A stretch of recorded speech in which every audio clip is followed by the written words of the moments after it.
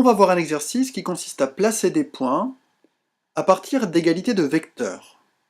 La figure de départ, c'est celle-ci. J'ai des points qui sont déjà placés, les points A, B, C, D, le point I, et deux vecteurs, le vecteur U, le vecteur V. Voyons l'énoncé. Le but c'est de placer trois points, le point M, le point N et le point P, qui vérifient trois égalités de vecteurs. La première égalité, c'est le vecteur DM est égal au vecteur AB plus le vecteur AC. La deuxième égalité, le vecteur CN est égal au vecteur U plus le vecteur V. Troisième égalité, le vecteur IP est égal au vecteur V plus le vecteur CA moins le vecteur AB. On va faire le premier. Le premier, je veux placer mon point M tel que le vecteur DM est égal au vecteur AB plus le vecteur AC. Première information importante, je vais partir du point D, puisque le vecteur que je veux construire, c'est le vecteur qui commence en D qui finit en M. Et ensuite, je vais faire, à partir de D, les deux glissements qui correspondent au vecteur AB, puis au vecteur AC. Donc, à partir de D, je vais construire le vecteur AB.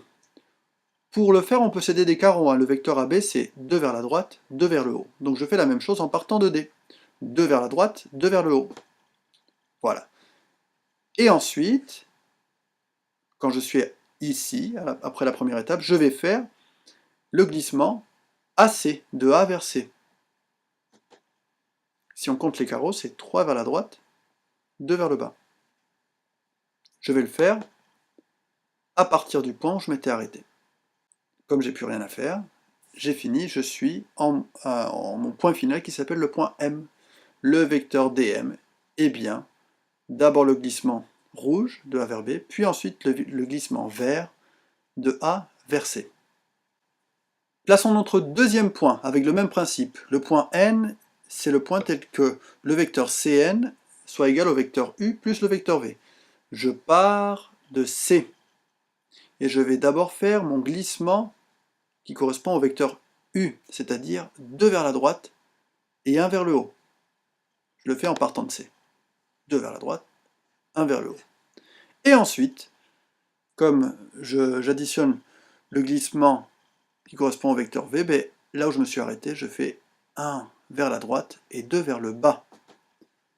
1 vers la droite, 2 vers le bas. J'ai fini. Je peux donc dire que je suis à la place du point N. Dernier point à placer, le point P, tel que le vecteur IP soit égal au vecteur V, plus le vecteur CA, moins le vecteur AB. Je pars de I, je fais mon glissement d'abord qui correspond au vecteur V, c'est-à-dire 1 vers la droite et 2 vers le bas. 1 vers la droite et 2 vers le bas en partant de I.